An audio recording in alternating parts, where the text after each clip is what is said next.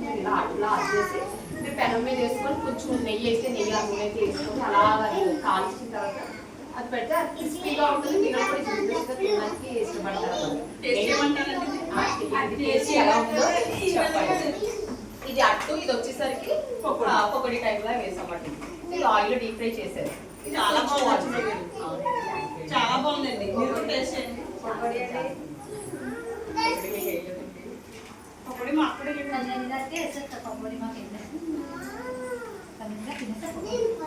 తినేసి మళ్ళీ నా ఫోన్లో ఫోటో తీసారండి. చాలా బాగుందండి పకోడీ కూడా. తర్వాత ఈ రొట్టె కూడా చాలా బాగుందండి. ఎట్లా ఉంది నేను ఇష్టపడను కానీ చాలా బాగుంది.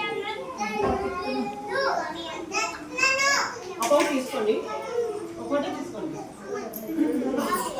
వాటింగ్ కూడా తీసుకోండి. అది బాగుంటే ఇంటి దగ్గర ట్రై చేయండి.